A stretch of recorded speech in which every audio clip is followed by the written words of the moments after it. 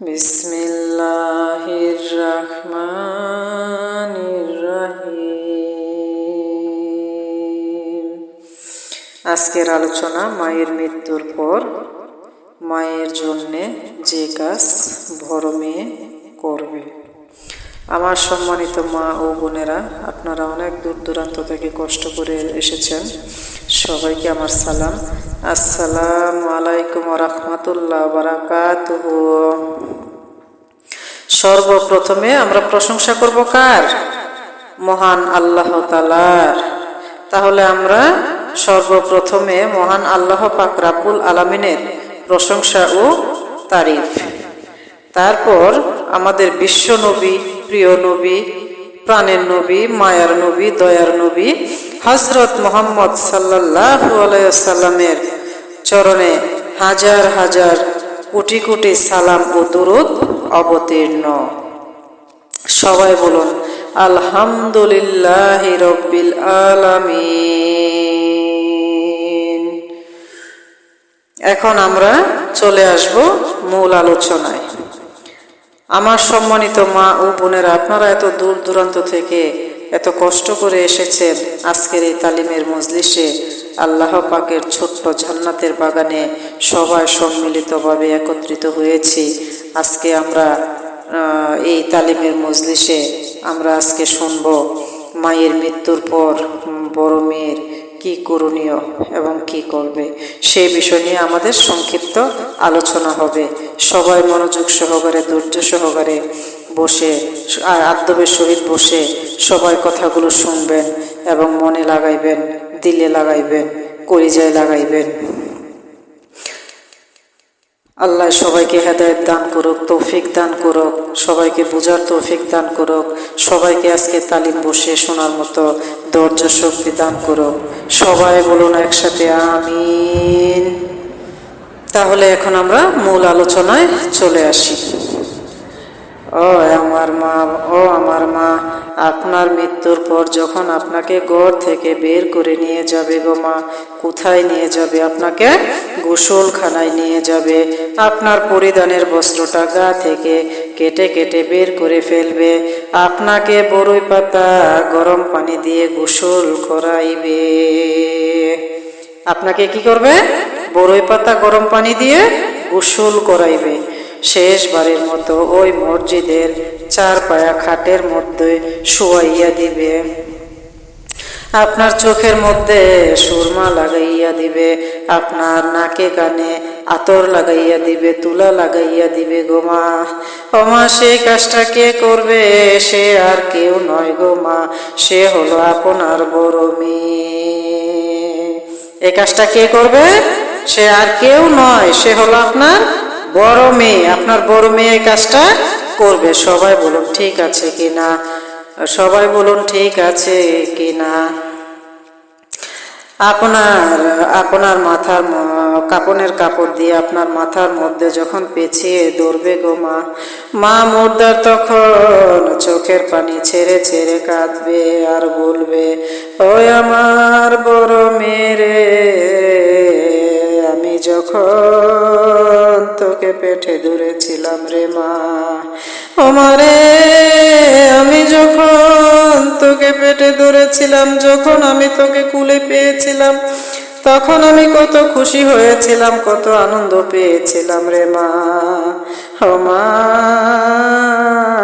আজকে তুমি আমাকে জনমের মতো ঘর থেকে বিদায় করে দিলা রে মা। ও মা, আজকে তুমি আমাকে শেষবারের মতো গোসল করাইয়া দিলা, শেষবারের মতো কাপনের কাপড় দিয়ে আমার মুখটা জনমের মতো ঢেকে দিলা রে মা। মা গো, আমি কত কষ্ট করে তোমাকে লালন পালন করেছি।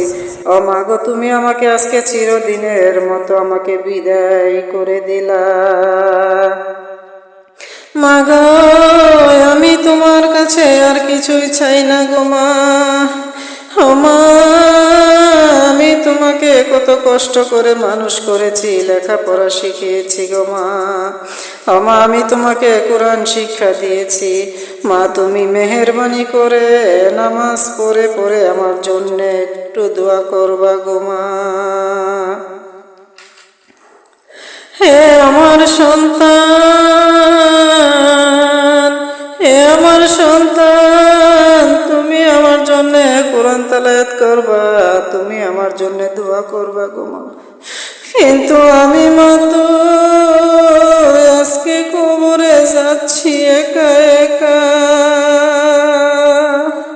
আমি মা তো আজকে কবরে যাচ্ছি একা একা। মাগো তোমরা তিনজন মিলে আমাকে গোসল করাইয়া দিয়েছ গো মা। মাগো তুমি কি আমার সঙ্গে যাবা, যেখানে দিবা আমাকে সাজাইয়া গুজাইয়া গো মা।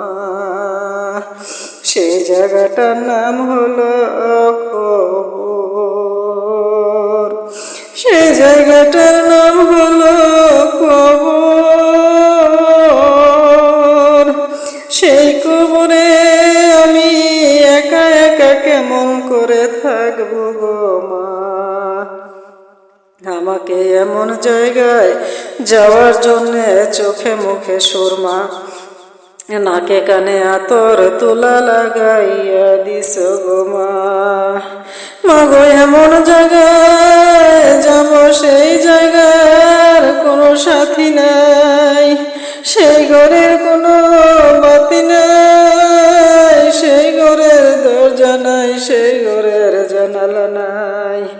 এমন অন্ধকার কবরে আমি কেমন করে থাকবো রে মা। মা মোরদার যখন কান্নাকাটি করবে আর বলবে, মোরদারের কান্না কি কেউ শুনতে পায়? মোরদারের কান্না জিন্দারা শুনতে পায় না? পায় না। মোরদারের কান্না কখনোই জিন্দারা শুনতে পায় না। মা আয়েশা রাদিয়াল্লাহু আনহু এক হাদিসে বর্ণনা করেছেন, আল্লাহ নবী মা আয়েশা রাদিয়াল্লাহু আনহুকে প্রশ্ন করতেছেন, হে আয়েশা, বলো তো মানুষ যখন মারা যায় তখন তার অবস্থা কি হয়? মা আয়েশা রাদিয়াল্লাহু আনহু বর্ণনা করেছেন, ইয়া রাসূলুল্লাহ, ইয়া হাবিবাল্লাহ, একজন মুর্দারকে যখন গোসল করাইয়া মসজিদের চারপায়া খাটে শুয়াইয়া 3 বান্ধন দিয়ে তাকে শুয়াইয়া দেয়, তখন মুর্দার চিৎকার দিয়ে দিয়ে বলে, কান্না করে, এত যত্ন করে তোমরা আমায় সাজাইয়া, কেমনে দিবা অন্ধকার কবরে শুয়াইয়া। এত যতন করিয়া তোমরা আমায় সাজাইয়া, কেমনে দিবা অন্ধকার কবরে শুয়াইয়া। আতর সুরমা লাগাইয়া আমার গায়েতে, আজকে বুঝি নিয়া যাইবা আমায় কবরে, আজকে বুঝি নিয়া যাইবা আমায় কবরে। সাদা কাপন পরাইয়া আমার গায়েতে,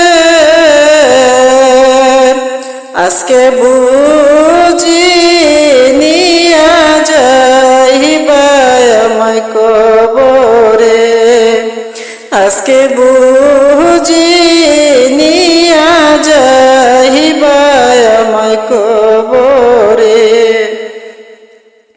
ওই কবরের সাথী আমি পাইব না, আল্লাহর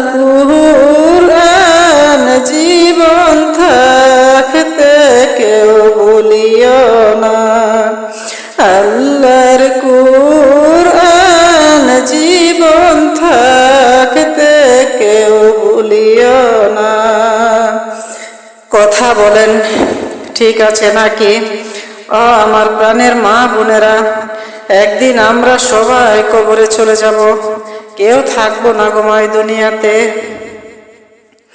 ও মা গো, বড় মেয়েটা কাপন পরাইয়া, বড় মেয়েটি মাথার মধ্যে একটা বান, বুকের মধ্যে একটা বান, পায়ের মধ্যে একটা বান, 3 বন্ধনের আসামি হয়ে গেলাম। তখন 3 বন্ধনের আসামি করে যখন দিবে, তখন বড় ছেলে আসবে, আয়সা খাটটা ধরবে, বড় ছেলেকে ডাক দিয়ে বলবে, তোমার মার খাটটা তুমি ধরো। বড় ছেলেটা তখন চোখের পানি ছেড়ে ছেড়ে মায়ের খাটটা ধরবে। মা মুদ্দার তখন কেঁদে কেঁদে বলবে, ও আমার বড় ছেলে, তুমি আমাকে শেষবারের মতো বিদায় করে দিচ্ছ, ওই অন্ধকার কবরে শুয়াইতে নিয়ে যাচ্ছ। বাবা, তোমার কাছে আমি কিছুই চাই না গো বাবা। বাবা গো, তোমাকে আমি কষ্ট করে মানুষ করেছি, লালন পালন করেছি। ও বাবা, তোমাকে আমি শিক্ষা দিয়েছি, কোরআন শিখিয়েছি। বাবা গো, তোমার কাছে আমি কিছুই চাই না, তুমি শুধু আমার জন্য নামাজ পড়ে পড়ে দোয়া করবা আর কোরআন তেলাওয়াত করবা গো বাবা, এটাই তোমাদের কাছে আমার চাওয়ার। আমি তো মা যাচ্ছি একা একা কবরে।